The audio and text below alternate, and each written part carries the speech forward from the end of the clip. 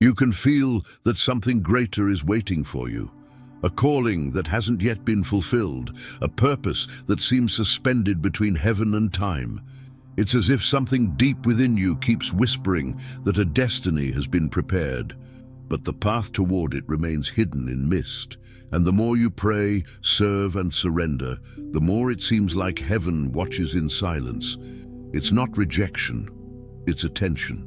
It's as if God were saying, it's not time to go yet, it's time to be shaped. Because there comes a moment in the spiritual life when God doesn't speak to answer. He speaks to test the silence. He hides the map, but keeps guiding the steps. Heaven may seem still, but the heart is being worked on. Prayers seem to echo into nothingness, yet the echo is the very sound of character being formed. And in that invisible ground, where nothing appears to move, God is teaching you to walk by faith and not by sight. Few understand this place. It's where the heart feels the weight of something eternal, but the world around refuses to align. The purpose feels distant, the promise is delayed, and the heart begins to wonder, am I still part of the plan? But what if the apparent delay is the plan? What if the waiting isn't punishment, but the training ground where God tests those He intends to send? The Bible is full of people who went through this same divine pause: Joseph, Moses, David, Esther, Paul. All were called, but none were used immediately. Each walked through a season when heaven seemed distant, but was, in truth, closer than ever. God proved them in secret before revealing them in public, because those who are approved in the hidden place will never lose themselves in the visible one. And it's there, in that space between the promise and the fulfillment, that purpose begins to take shape. What happens before God uses someone is too sacred to be rushed. It's the kind of work you don't notice until it's complete. Because sometimes the very first sign that God is going to use you is that He has begun to test you. But He knows the way that I take. When He has tested me, I will come forth as gold. Job 23:10. And maybe that's exactly the path you're walking right now, the path of someone being prepared. The place where God turns fragility into strength, waiting into maturity, and silence into direction. The time of preparation may feel slow, but it's the perfect rhythm of a God who is never in a hurry to shape what He intends to use forever. Before God entrusts words to someone, He first teaches that person to listen. That's why, so often, the first training ground of those He will use is silence. In that invisible place, God works not on the voice but on the ear. He shapes messengers who don't speak out of impulse but out of discernment. Because whoever hasn't learned to listen in the desert will never speak with authority in the palace. Silence is the filter of the soul. It separates what comes from emotion from what comes from the spirit. It's in that season, without answers, that God tunes the heart to recognize His voice amid the noise of the world. Be still before the Lord and wait patiently for Him. Do not fret when people succeed in their ways, when they carry out their wicked schemes. Psalm 37:7. Waiting isn't punishment, it's the refining of spiritual sensitivity. Moses spent 40 years in obscurity before hearing the voice that came from the burning bush. Samuel grew up in the temple, but only learned to respond when he understood who was calling. Even Jesus, before beginning His ministry, spent days in silence in the wilderness, listening to the Father. Each of them discovered that a calling doesn't begin with a spoken word, but with a trained ear. When heaven seems silent, God is forming spiritual hearing. He tests whether the heart can remain faithful without immediate direction. Because God isn't looking for people who talk much about Him, but for people who listen deeply enough to speak of Him with truth. In silence, servants are born, who can tell the difference between divine voice and human emotion. Silence also purifies intentions. Those who endure the season when God doesn't speak prove that they love Him for who He is, not just for what He reveals. And that kind of love is what sustains a ministry long after the applause fades. God trains in secret those who will carry his presence in public. There is a time when God quiets you to form you. It's the time when he removes the world's noise and teaches you to recognize even his whisper. And when the calling finally comes, your voice will no longer be mere sound. It will be the echo of what you've learned to hear in the secret place. Because before God sends someone into the world, he first teaches them to be still before him. Silence is the first altar of ministry, the place where haste dies and obedience is born. And everyone who learns to listen in silence will one day speak with authority. Before God entrusts someone with the power to lead, he allows that person to experience the pain of betrayal. Because no one can care for broken hearts without first having their own heart broken. Betrayal isn't just a wound, it's a test of character. It's the moment when God reveals whether the calling is built on recognition or on faithfulness. Joseph was called to rule, but first he had to be betrayed by his brothers. Those who should have protected him sold him as a slave, and the dream God had given him seemed to die. But it was in that valley that the character of a future ruler was being forged. Years later, when Joseph met those who had wronged him, he said, "You intended to harm me, but God intended it for good, to accomplish what is now being done, the saving of many lives." Genesis 50:20. What looked like injustice was actually a stage of divine training. God allows trust to be tested to remove human dependence. Those he will use must learn not to feed on approval, because the mission doesn't always come with applause. Betrayal teaches us to serve without reward, to love without return, and to remain faithful even when love isn't returned. Moses also knew that kind of test. Rejected by the very people he tried to free, he had to return to the desert and learn again to trust God more than people. The desert wasn't punishment, it was protection. It was the place where human frustration gave way to spiritual loyalty. Jesus himself, the Son of God, went through this same school. Judas betrayed him with a kiss, and even then, Jesus called him friend. That gesture reveals the standard of those who are used by the Father. Love that endures, even when everything around gives reason to give up. Only those who have learned to forgive can be trusted to heal others. God never wastes the pain of betrayal. He transforms it into spiritual authority. Every time you choose to forgive, something within you becomes more like Christ. And the more you resemble him, the more capable you become of representing his love. Heaven watches how we respond when we are wounded, because before God places a crown on someone's head, he first tests if that person can remain on their knees. Betrayal is the place where purity is tested, and forgiveness becomes the seal of those who have been approved by God. Every calling begins with the mirror of doubt. Before God sends someone, he allows that person to see themselves as they truly are, with weaknesses, insecurities, and fears. It's in this inner confrontation that dependence is born, because no one is truly used by God while still trusting in their own strength. Jeremiah tried to run from his purpose, saying, "Ah, Lord God, behold, I cannot speak, for I am a youth."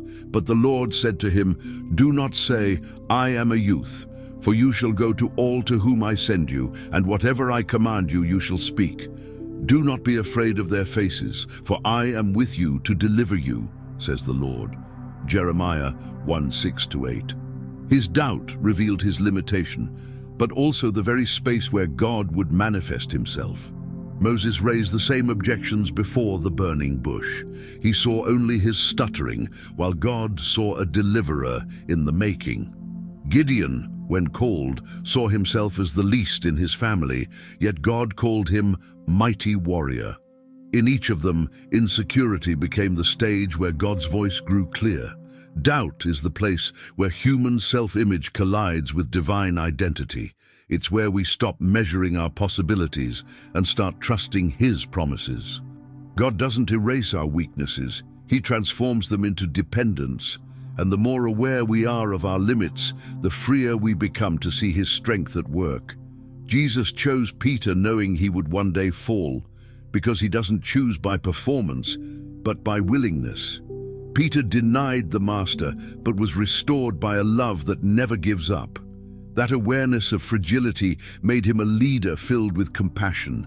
Healed doubt becomes humility, and humility is the fertile soil of calling. God uses doubt as a tool of revelation. It doesn't come to push us away, but to remind us that purpose depends not on self-confidence, but on faith.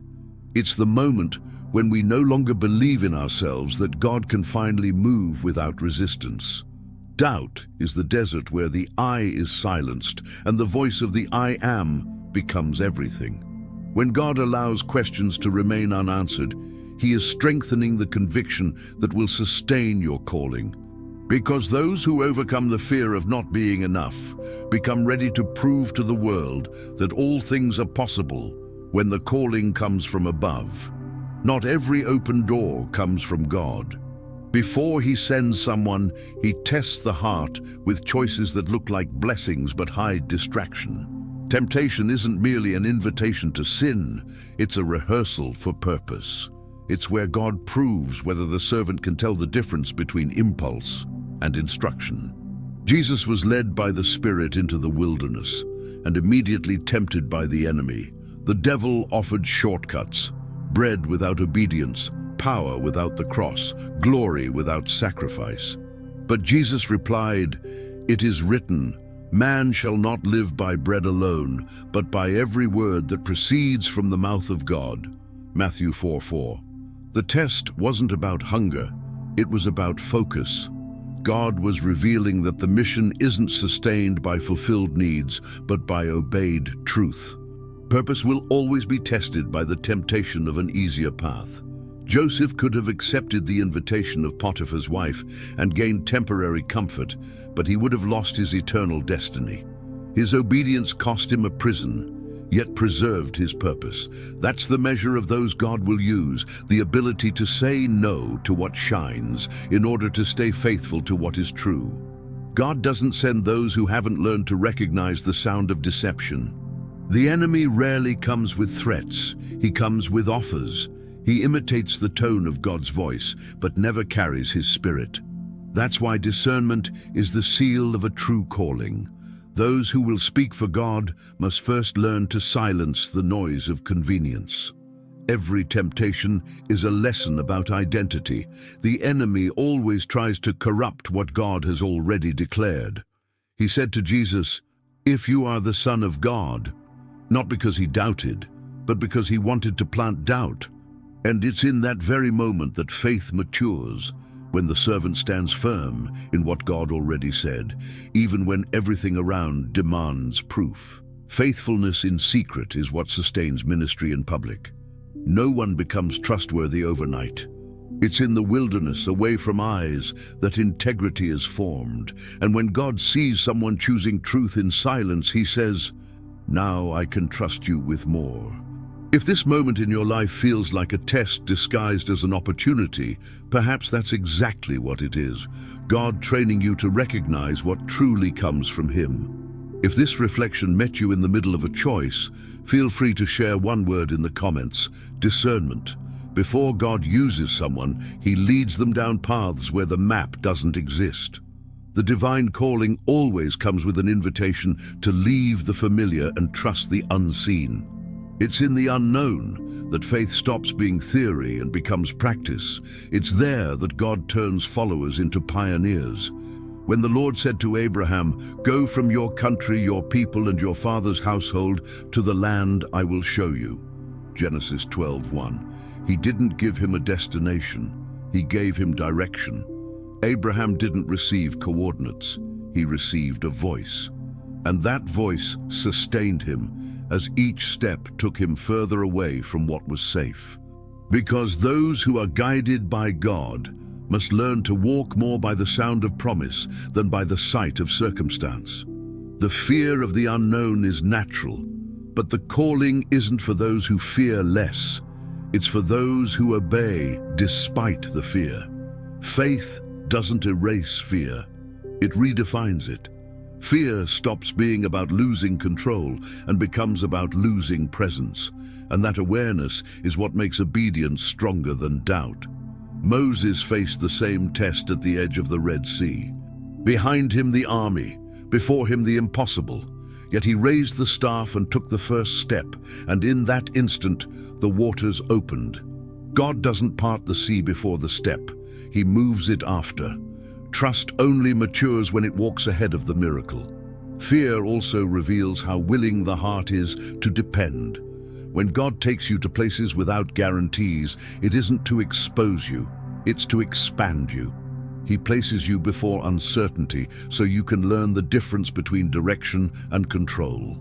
Because purpose isn't meant to be comfortable, it's meant to be consecrated. Every man and woman used by God had a moment when they looked toward the future and saw nothing, and still went forward.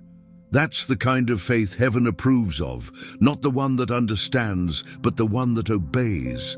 Fear is the last gate before the promise and the first training ground of spiritual courage. When God calls you into the unknown, he isn't taking you far, he's taking you deeper. Fear only has power until the moment you take the first step. After that, the path that once looked empty becomes the place where purpose begins to be born. Before God entrusts someone with purpose, he teaches them to wait.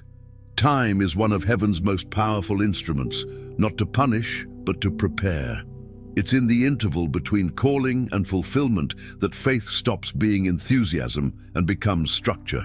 Waiting is the process where impulse dies and conviction is born.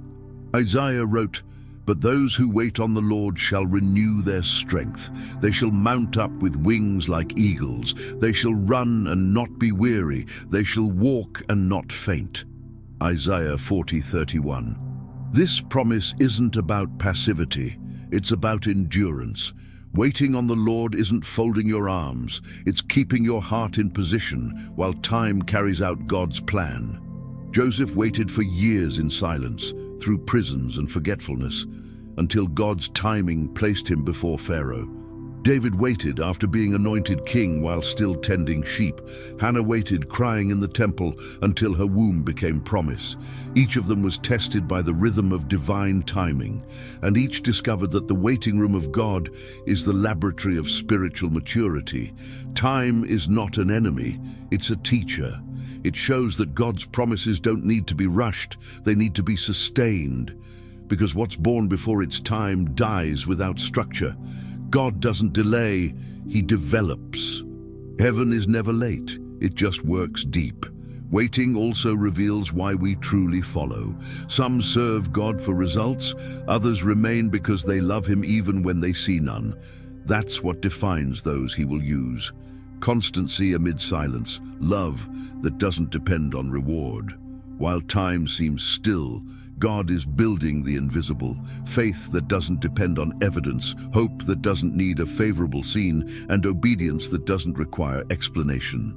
Time shapes servants who don't live from urgency, but from purpose. Those who learn to wait, learn to carry presence. Because presence doesn't come to those who rush, it comes to those who remain. Waiting is the cradle of wisdom. The moment when the human heart begins to beat in rhythm with the heart of God. Before God uses someone, he teaches them to live in a way that nothing earthly can fully sustain them. That's why, at times, he allows resources to fade, paths to close, and strength to run out. Because only those who learn to depend on him in the desert are worthy of carrying the abundance of purpose. Scarcity isn't rejection, it's refinement. In the wilderness, Israel learned this truth. When manna fell from heaven, it came in exact measure, no more, no less. If anyone tried to store it for the next day, it spoiled. It was God's way of teaching that true security doesn't come from accumulation, but from trust. He humbled you, causing you to hunger, and then feeding you with manna, which neither you nor your ancestors had known, to teach you that man does not live on bread alone, but on every word that comes from the mouth of the Lord. Deuteronomy 8:3. The desert was a school of provision, not of abundance, but of presence. Elijah lived this lesson too. The brook dried up and the ravens stopped coming. But the miracle didn't end, it simply changed address. God sent him to a widow's house in Zarephath, where the flour never ran out and the oil never ran dry. Scarcity became the stage of trust, because God never promised consistency of means. He promised consistency of care. Scarcity reveals where our trust truly lies.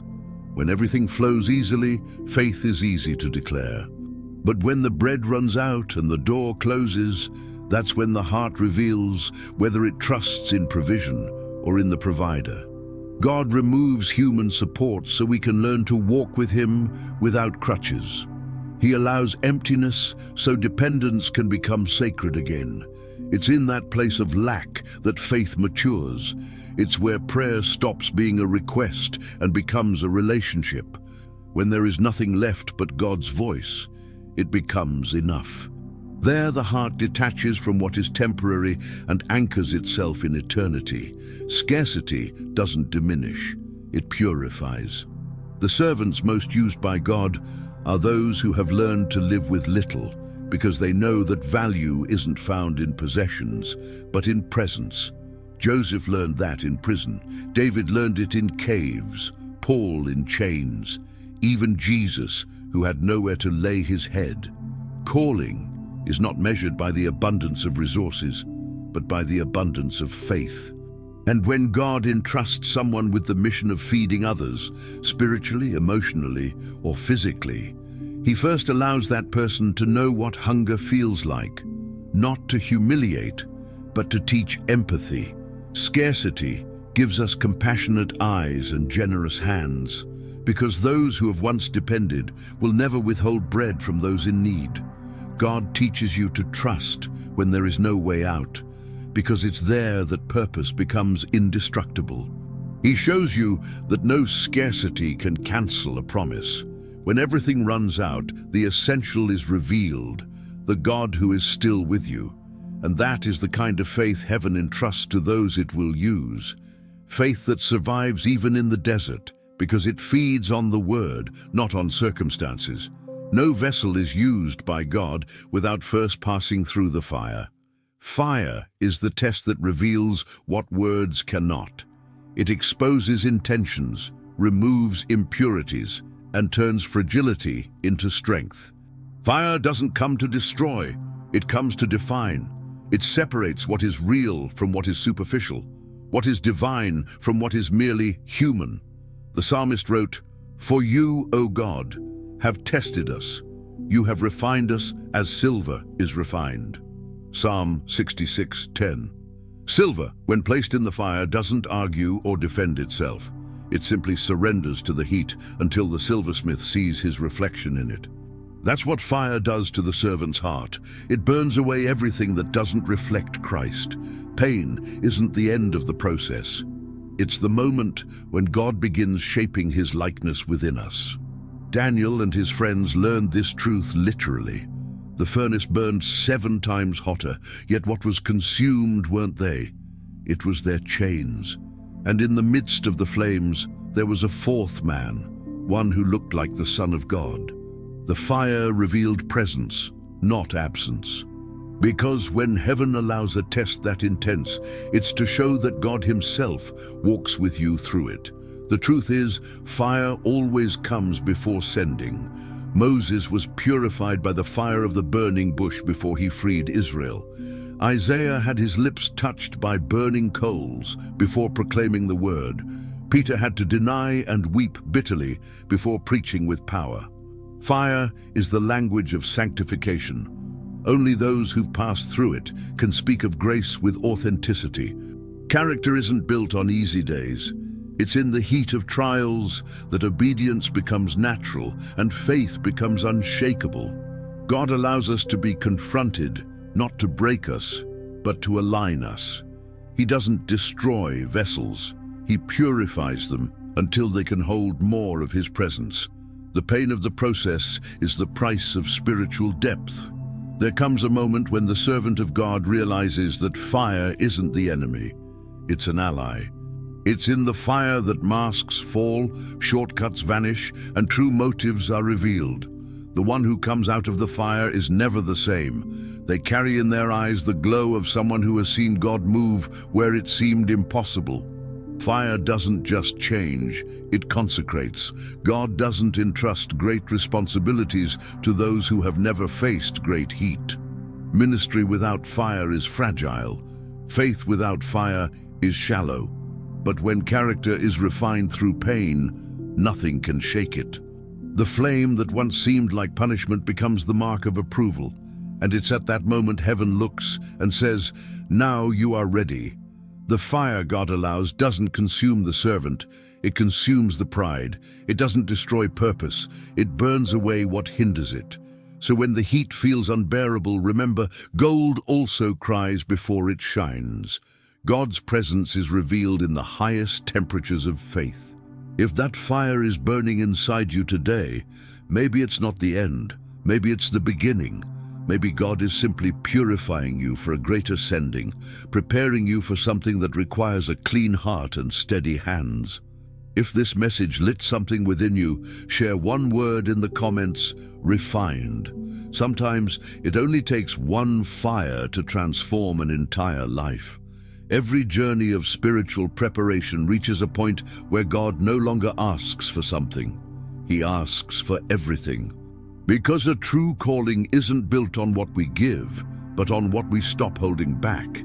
It's in that place that the servant stops negotiating with God and begins to surrender completely.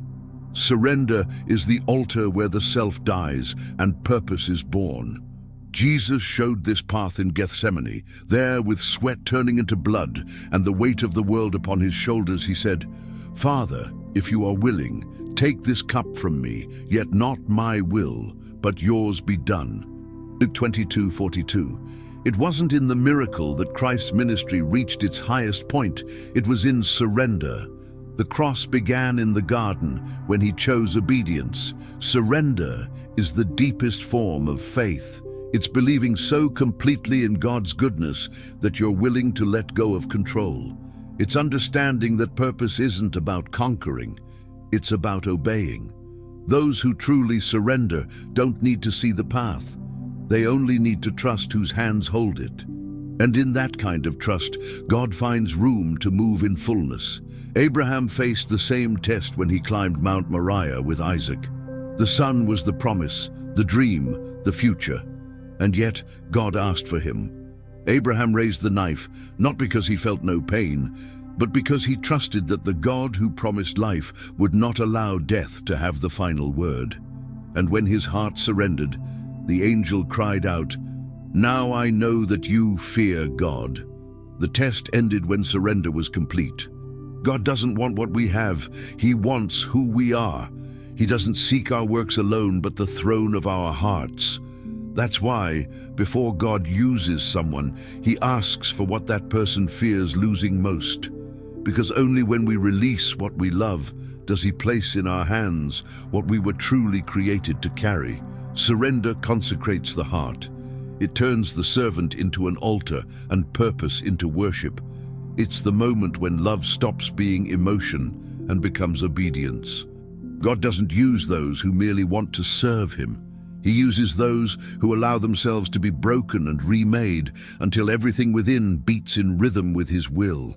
When everything is surrendered, nothing is ever truly lost. Surrender isn't the end of the story. It's the beginning of real spiritual authority.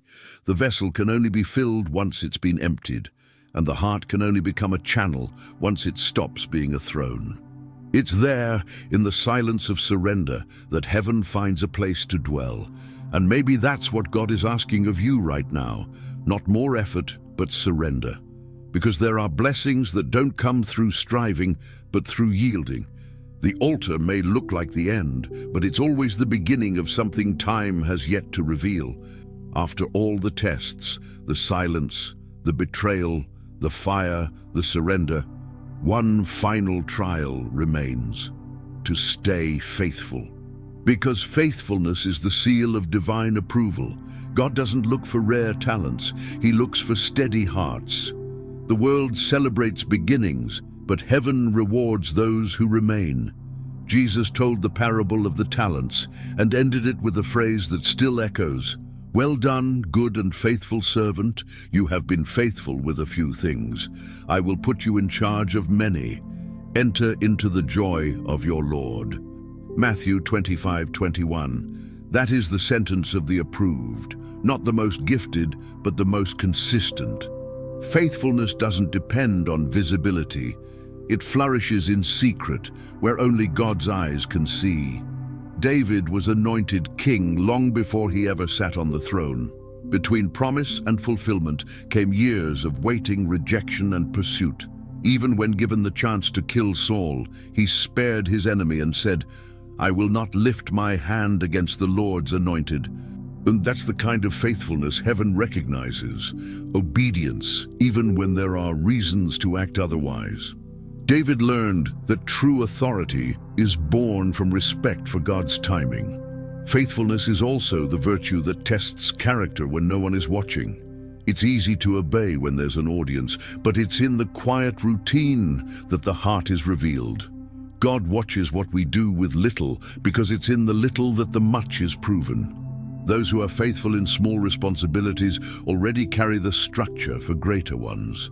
Faithfulness isn't the absence of fatigue. It's the decision to remain even while tired. It's choosing the altar over the shortcut, service over recognition. It's continuing to believe when results don't appear, because faith isn't measured by applause, but by perseverance. Joseph was faithful in prison before being promoted in the palace. Daniel was faithful in prayer, even under threat of death. Mary was faithful when she said yes to something she barely understood. Each of them showed that purpose isn't a prize. It's the outcome of constancy. God entrusts great things only to those who don't compromise when no one is looking. Faithfulness is the point where the servant stops being a student and becomes a partner of heaven. It's the kind of life that makes God say, "I can count on you." When the heart stays steady amid instability, it becomes a safe channel for divine action. Faithfulness is the solid ground upon which purpose walks. Those who remain faithful in ordinary times prove they can be used in extraordinary ones. Constancy is the bridge between promise and fulfillment. God doesn't call the perfect, He calls the persevering. And when He finds someone who stays, even when there's no visible reward, He turns routine into ministry and the ordinary into miracle. Maybe that's the stage you're in right now, the season of silent faithfulness. No one sees, no one applauds, but heaven is recording every step. Because it's always the same. Before God places someone in the light, He tests their loyalty in the shadows. And when the right time comes, promotion isn't a reward, it's recognition. Faithfulness is the last step before the sending. And when it's tested and approved, purpose no longer needs to be chased. It finds you. Because God always uses those who chose to remain, even when everything around them said to give up. Maybe now, as you look back, you can see that nothing was in vain. Every silence, every loss, every weight, and every tear carried a greater purpose than you ever imagined. God wasn't just shaping circumstances, He was shaping you. Before He entrusts a mission, He forms the messenger. And the process that once felt like punishment was always the rehearsal for purpose. Gold isn't formed without fire, the voice isn't formed without silence, and love isn't proven without surrender. That's why, when God decides to use someone, He first refines, empties, teaches, and tests. He allows the desert so that the servant learns to walk with Him even when the ground feels dry. Because only those who have been faithful in scarcity can lead others in abundance. God's approval rarely comes with applause, it comes with peace. It's an invisible seal, engraved on the souls of those who endured, even when nothing made sense. The life of one who has been shaped by God carries something that can't be imitated. the quiet authority of someone who was tested and remained. And when the time finally comes to be used, the servant realizes the mission was never about being seen, but about revealing the one who called. The stage is only a detail. The altar is the true destination. God doesn't seek performance. He seeks presence. He uses the broken to heal, the weary to comfort, and those who stood trembling to strengthen others who will one day fall. Those who have endured trials and remained faithful become living letters of God's love. Their stories aren't just marked by miracles, but by scars that tell of grace. Every fall overcome, every tear remembered, every surrender made, all of it becomes testimony. That's why heaven so deeply trusts those who have been broken, because it knows that such hearts don't seek glory, they seek to serve. So if today you find yourself being tested, remember, the test is the prelude to the sending. The pain is the hammer that shapes the vessel, and faithfulness is the seal that makes it trustworthy. God hasn't forgotten you. He's just finishing the work He began. Because before He can use you, He must first transform you. And what's born from that transformation carries eternity within it. Maybe this is the moment to do something simple yet sacred. Write your name before God in silence and whisper only one phrase: I'm ready to be shaped. That silent offering is the echo heaven has been waiting to hear. If this reflection spoke to your heart, leave one word in the comments: ready. And if you wish to keep walking with us, subscribe and let every new video remind you of this truth. The fire didn't come to destroy you, it came to reveal the gold God has always seen in you.